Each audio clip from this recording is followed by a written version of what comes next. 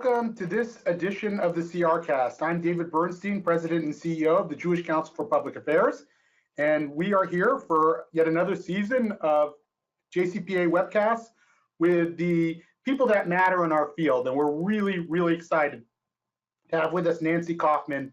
Nancy is the CEO of the National Council for Jewish Women, one of the top activists, was a longtime JCRC director in Boston, has been involved in politics her entire career. She's one of the people who knows how to do the work that we do.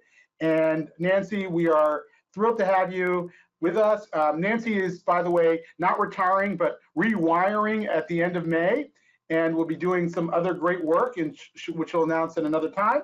But Nancy, thank you so much for being with us in our network. We really appreciate it. My pleasure, David. Thanks for having me.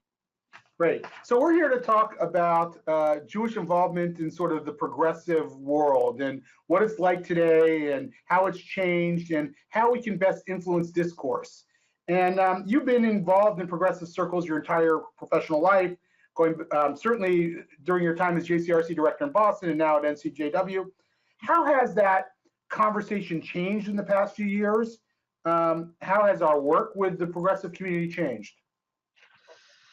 Well, thank you, David. And it's obviously a very large question, a very important question. And I think one that we have to give very careful, thoughtful consideration to and try our best to avoid the sound bites and really get into kind of the issues. Community relations field, as you well know, was built on the premise that we will only be comfortable as Jews in our American society to the extent that other groups are comfortable in our democracy and have equal rights and freedoms. And that we, the awareness always was, as a basis for community relations, is that as 2% of the population in the United States, that we were trying to build a society that was committed to democratic small d values and principles, and that is the kind of society we want to live in. So, in my wearing my hat as JCRC director for 20 years, clearly what we were focused on then was trying to build a community, a total community, a complete community that was able to live our Jewish values and live our American values. And sometimes those values became challenged. And I don't like to think of it as right and left. I like to think of it as what's good for the Jews and what's good for America. Fast forward, my last 8 years have been with the Progressive Jewish Women's Organization. So that became a little bit easier, but that doesn't make it easy. And what I would say, I think back, David, when you asked me this question, kind of what is the same and what has changed, I think one of the guiding principles for me has been all along is the importance of being around the table. How do we be around the table, stay around the table, even when it's difficult to be around the table? And I have many examples of that, in my career, and certainly more recently. And I think everyone on this call, because I know, the kinds of people on the call in your own communities, what that means. I think when we get into some trouble. Are there times when we need to walk away? Yes, probably. But when I think back of several examples, and let me give a few examples. One of my earliest introductions to one of the major conflicts in the Jewish community was around the Farrakhan issue. And it's interesting because, fast forward and we can talk a little bit about the Women's March. But in the early 90s, when Farrakhan, and I have often been quoted as saying when the Jewish community was putting Farrakhan on the front page of the New York Times every day, because what we would do as an organized Jewish community, and David, you probably remember this from your American Jewish Committee days, would be every time he went to speak anywhere, we would have a press conference, and then we would denounce him, and then he'd be on the front page of the New York Times because the Jews were denouncing him. And I remember at the time in Boston feeling like, something's wrong here. What is the story? So I went around and I did a little bit of data gathering. And I asked many of my African-American colleagues and friends, what do you think of Louis Farrakhan? And I was told at the time by many of them, Nancy, we don't think about Louis Farrakhan. We think about hungry children going to bed at night. And I thought that was very interesting. And someone else, a Black minister colleague, said, Nancy, Louis Farrakhan's entire following is about the size of one big African-American church. Why are you all obsessed? And I said, well, he has he breathes and speaks anti-Semitic tropes. He's a misogynist, he's a homophobe. But I think the point was, is there another way to approach this issue? And I use it as an example because when he finally came to Boston, and there was going to be yet another press conference by some of our national organizations, and they asked us at the JCRC to join, I said, I don't really want to do this. So what I did was I called my African-American colleagues, ministers, and I said, would you be willing to issue a statement denouncing Louis Farrakhan? Because wouldn't it be better coming from them than coming from us as the Jews? And they said yes. But unfortunately, some of my colleagues went ahead with the press conference, even though African-American ministers were going to have a press conference in the inner city, in the neighborhood he was going to be speaking in against Jews. And so it's the weighing of, yeah, so we get our name in the paper as denouncing Farrakhan and our base would be happy, right? But are we being effective? Aren't we being more effective when we reach out to those people we've built relationships with, because we're in the relationship business, right?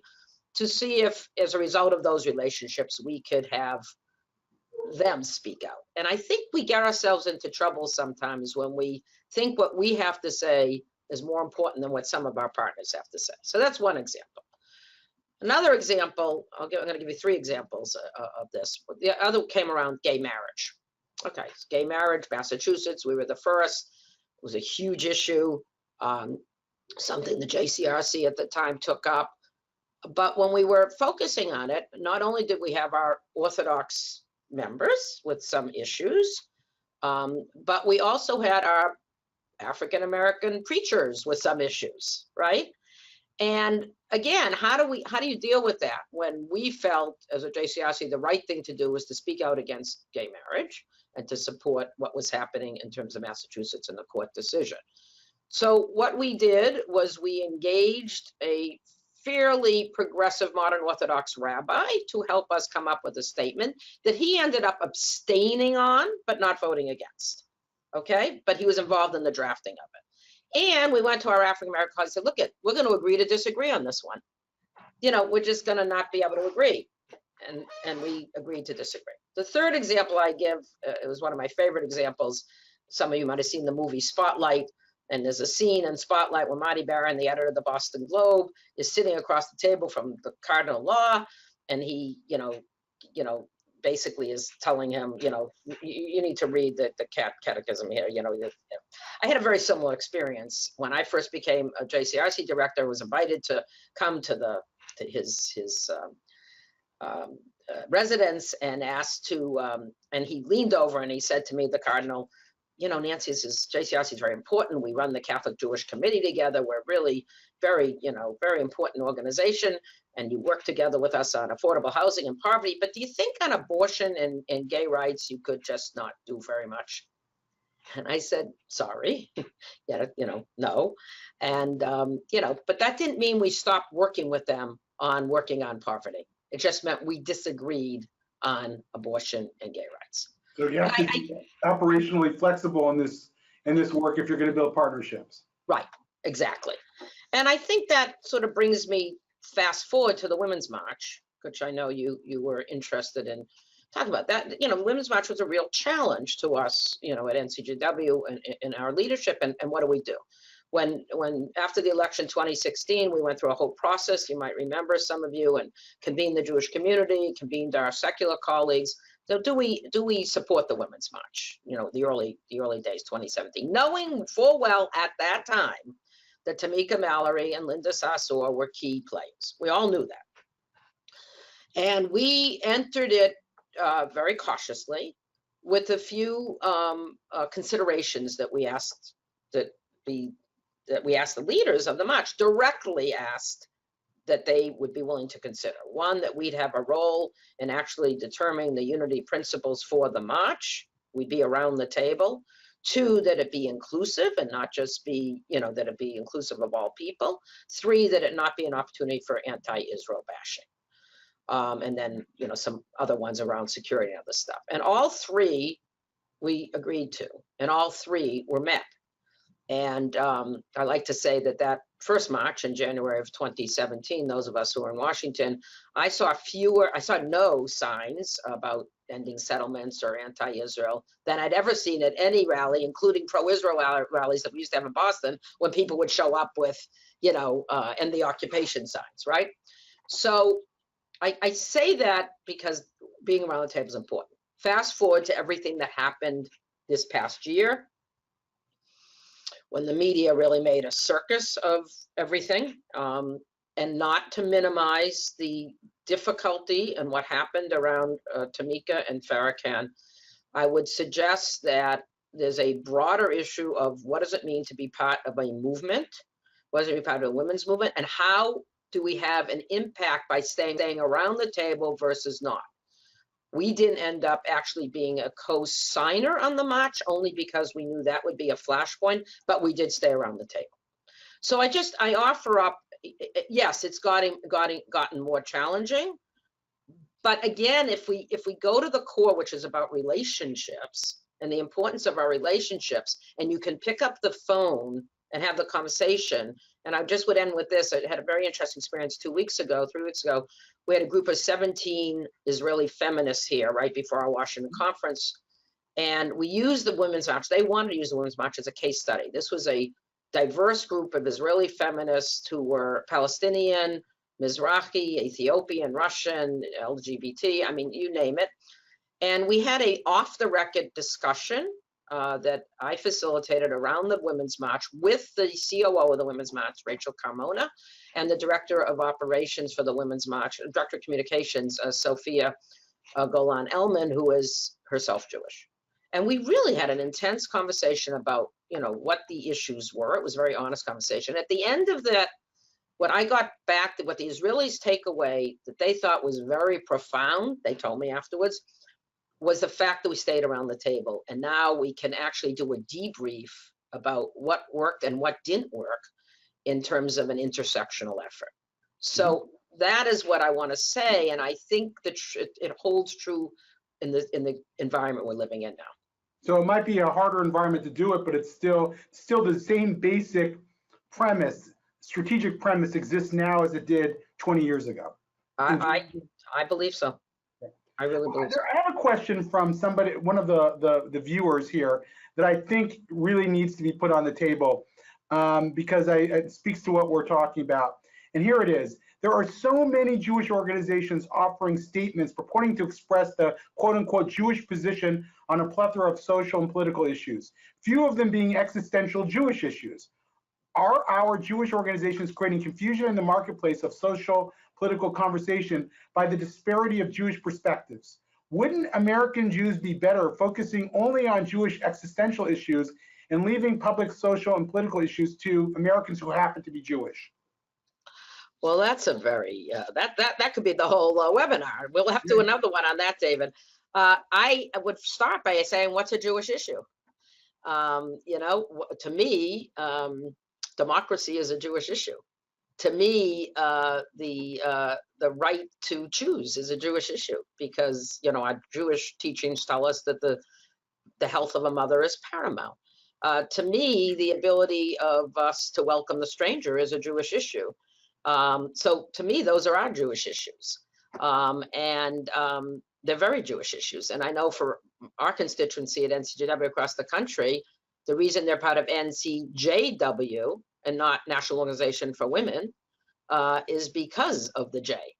They want to act Jewishly in the broader world. So I truly believe that we must, you know, show up as Jews and speak for what we believe as Jews. And I think my belief is that commitment to pluralism and democracy and religious freedom is something we believe deeply as Jews, and those things are being challenged right now in a very, very significant way. So I would say that I don't know what it means, what an existential Jewish issue is, other than just maybe, I mean, to me, they are Jewish issues. To me, they're not, I can't separate. Right. But even from this gentleman's own perspective, I think one could argue, and tell me if you agree with this, that if you're not involved in those other issues, those social political conversations that he's concerned about, those more universal issues beyond anti-Semitism in Israel, then you actually have less influence on Israel and anti-Semitism, because you're not talking to the constituencies that may be at risk on anti-Semitism in Israel. If you have nothing to talk to them about, and you have therefore no influence on those constituencies. Well, let me turn it around. And I'll give you another example from my Boston days, when, because of the relationships we had developed, one of our closest partners was a Presbyterian African-American minister. And it was during the height of the Presbyterian going to divest from Israel. This gentleman was going to be speaking in our annual meeting at JCRC.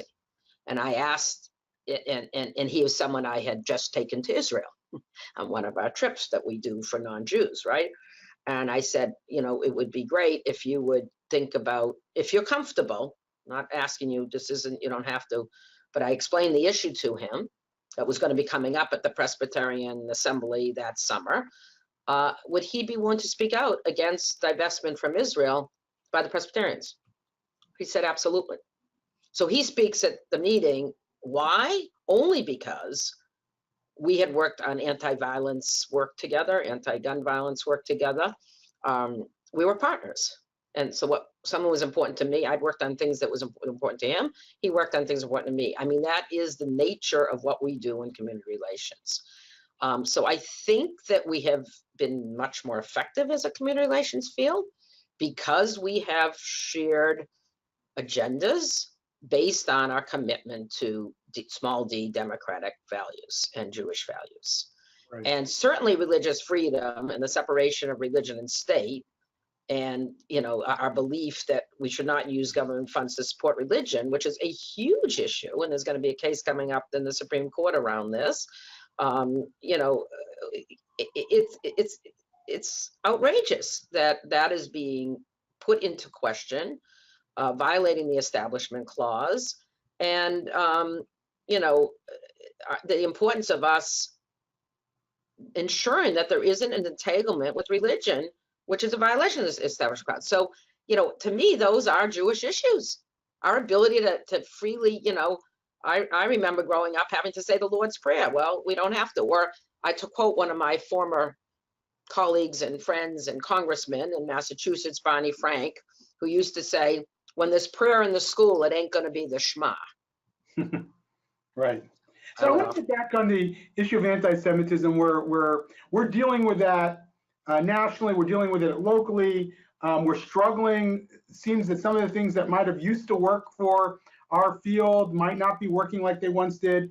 I've written about sort of this emerging distinction between sort of an older approach that we still use for certain contexts, which is sort of condemn and marginalize. You condemn the anti-Semitism whenever, wherever it rears its ugly head, and you seek to sort of push it to the margins of society, but that's not always working. And an alternative approach might be engage and influence, which is engage the people that you're worried might be susceptible or might have demonstrated some insensitivity, and then try to influence their thinking on us over time by being at the table. Do you have a sense of when we must do which strategy, or whether we should abandon one for the other? Yes. First of all, I think we have to first of all, it's a serious issue, something I'm very concerned about and really want to spend time and think about it. But I think we have to really sort out when it's actually anti-Semitism, when it's anger at Israel and possibly bleeding into anti-Semitism, and when it's not anti-Semitism at all, but it's opposition to Israel positions, okay? And I think there are three different buckets, if you will.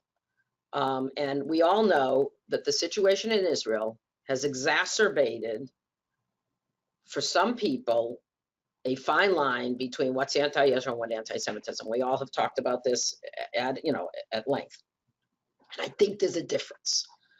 I think there's a difference. I just returned in March from the February from the Encounter program, where you visit the West Bank and really deep dive. And I will tell you that now this is as someone who's been to Israel 52 times, who's taken non-Jewish groups, who's spent time in Ramallah. What I saw and witnessed just talking to human beings, who are living under occupation, was alarming and concerning, because I love Israel. I love Israel, and I want Israel to be able to survive as a Jewish democratic state. And I happen to believe that only if there's two states for two peoples is that going to be able to happen. And I think we are about to face a major crisis in our Jewish community about what we are going to do when and if the current prime minister, the newly elected prime minister, annexes Area C. That is going to be a huge, huge problem and issue for us. Because if we talk about democracy, and if that happens, it is pretty much foreboding of the end of a Jewish democratic state. It may be Jewish, but it won't be democratic. So I say that as someone who really, and I mean this quite honestly, and those people know me know that I'm not ideological, didn't come out of the ideological wars on Israel. I am a centrist when it comes to Israel. I love Israel, but I also believe in the rights of Palestinians. And I think we owe it to ourselves as leaders in the Jewish world to stand up and be able to say, through constructive, thoughtful, loving criticism, we cannot allow that to happen. So, so anyway, I'm getting off in terms of, so is that anti-Semitism? Am I a self-hating Jew because I believe that Palestinians have a right to a Palestinian state? No, I hope not. No one's going to get away with accusing me of that, right? Now, that is different than people who don't think Israel has the right to exist. Then clearly, in the total delegitimization of Israel. But I think it borders, there's some very fine lines here. I mean, I know people who are in the BDS movement who are anti-Semites. I know people in the BDS movement who are not anti-Semites, who are really upset about Israel and feel that's their only outlet for expressing themselves. I am not for BDS. I don't think it's an effective strategy, but I understand, and I've talked to some of the people. It doesn't mean I'm not going to talk to them, but we have this attitude that we can't talk to them, I think is a problem. And that's just, it's my thinking on that. And I think, I think we've all had experiences on this call of taking, virulent, anti-Israel, in quotes, people to Israel, and then they come back, as one of our ministers did, and said, I have a burden on my soul to tell the truth about Israel. That's one of the most virulent anti-Israel people that I took that said that. Well, I tell you, coming back from the West Bank, I feel like I have a burden on my soul to tell the truth about what's happening. And I can't, and I do it out of love for Israel. So let's take that piece away. Then let's get to anti-Semitism in the United States, and that's not related to Israel, because I think a lot of it on the left is related to Israel. On the right, white nationalism, I don't think it's related to Israel at all. I think it's related to an environment of hate that's been able to flourish. And most of the horrific acts of anti-Semitism, including Tree of Life, were conducted, as we know, by white nationalists. And so, I think it's two different kinds of things, and I think we can't paint them with one brush. I think there's also a lot of ignorance about Judaism. I mean, we all know taking non-Jews to Israel.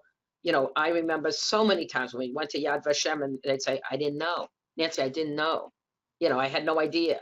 I mean, I know it's hard to believe, but think some of us growing up didn't know either because it wasn't talked about. So it's not that far a stretch to think that, non-Jewish people growing up in, certain places in this country would not know anything about the Holocaust or about the history or about the history of the Jewish people or about the history of the Jewish state. They don't know. So I think you're right, David, that I think we have to engage. You can always walk away. You can always walk away if you really feel the person across the table, demeans you and demeans the people you represent. But I think for sure we should try to influence and be engaged. One of the things that we've seen more in recent years in certain spaces is Jews who profess to be Zionists being excluded from certain social justice coalitions. Maybe we've heard this more on campus, but then we had the Chicago Dykes March a year or so ago, I think maybe 2 years at this point. So we're seeing it seep out of college campus space into the broader public and in certain progressive circles. Do you regard that as anti-Semitism? And B, what do we do about it? Well, let me take a step. Do you see this as a big problem first? Is this something that you're seeing in your own engagement work being deplatformed and pushed out of social justice circles? I don't think it's a big problem. I think it's a problem. It's a small problem. I think it's a problem in certain places. And I think that, again, it goes into that bucket of does anti-Israel equal anti-Semitism? In some cases, yes. In some cases, no. I think that not everything is, it's just not all the same. I have only seen it slightly, to be honest with you. In some of the progressives, I have never been asked not to participate in anything in either Washington or New York. In fact, I've been engaged to participate. I think there's a hijacking that goes on, quite frankly, by the far right and by the far left. Right? It is, what happened in New York, for instance, around the Women's March was not pretty. And even though the organizers of the march, I don't know if you'll call it alternative, main march, whatever, that ended up getting hijacked by anti-Israel people. That was not the intention at all of the march organizers, so of the rally organizers. And on the other hand, the march that was sort of the main march, the Upper West Side march, there was, rhetoric that the other thing was anti-Semitic. I mean, it's, we throw around words and terms that really are kind of outrageous. And I think we have to be very, very, very, very careful. I think it's worth paying attention to. I think it's worth monitoring. It doesn't mean we should impose ourselves. There's a march against violence in a community. I'm not sure what that has to do with Israel or why we should have an Israel presence. Really, I think, what we were able to do with the first Women's March is not to have it be about Israel. Not everything's about Israel. And we were able to come together as a women's community and supporting women's issues. And then because of the relationships we build, work from it. I've been on 2 panels in the last 4 months with Tamika Mallory, one with Tamika Mallory and Linda Sarsour at Sundance. There's a movie out, by the way, called This Is Personal. Be kind of interesting for you as CRCs and NCJW sections to think about showing it and then having a conversation. It's a focus on Tamika Mallory and the Women's March starting 2016 through the recent situation. And also on Erica Andiola, who's a dreamer. And one of the things I said, when I was asked about intersectionality, what does that mean to me? What I said, and I felt very comfortable saying it, it means to me that I am a pro-Israel, feminist, Zionist, who cares about the rights of Palestinians. That's who I am, and no one's going to take that away from me. And if anyone wants to, talk about what I mean by that, I'm happy to discuss it with them. And I've had discussions about it at length. So again, it goes back to, how do we be in the conversation together? I think anti-Semitism is very serious. I think white nationalism is feeding it. I think I really think the rhetoric of that's happening in the community and the online kinds of stuff that's going on that's anti-Semitic is also anti-Black and homophobic, and it's very serious in terms of challenging our democracy. And I think we have to be vigilant about that. I think we also have to be vigilant about when anti-Zionism is anti-Semitism. Great. We're running out of time, but I want to ask you one last question. What does a Jewish advocate or activist or social justice advocate have to know to be able to engage this work effectively in intersectional circles? What do they have to be prepared for, and what do they have to know to do it effectively? Well, number one, I think we should not lead with Israel. And if you think we can, walk into a room and say, I represent blah, blah, Israel, and I don't think that's right first step, okay? I think as citizens of this country and as people who criticize our government when we need to criticize our government and criticize the Israel government when we need to criticize the Israel government, that gives us credibility. And I think being able to listen to the concerns of others is really, really, really important. So I think if the effectiveness of who we are and when we show up and how we show up and showing up for other people in our circles on their issues, not just on our issues. We try to show up not only on the issues that are such concern, like reproductive health rights and justice and voting rights, and those are like our immigration, very, very key issues. But then we try to show up for other people on their issues. But I think we're living in some very, very challenging times. I don't think we've ever seen, at least I haven't seen in my lifetime, when everything that we have worked for, and my organization's 125 years old, NCJW, I mean, everything we have worked for 125 years is on the table. I mean, there have been more than 300 bills restricting abortion in over 40 states since the start of 2019. Think about that. It's very, very serious. And if you look at the Supreme, we work a lot on courts. If you look at what's happening, not only at the Supreme Court level, but at the district court, the regional court level, federal courts level, it is very frightening. And if you look at the judges that are being nominated to serve on those courts, it is really scary, because there's been, we've had a separation of powers in this country since our inception, and that has been the ability for there to be a balance of powers. And that balance of powers is in serious jeopardy. And I think it's something we all need to be concerned about, wherever you are on the political spectrum.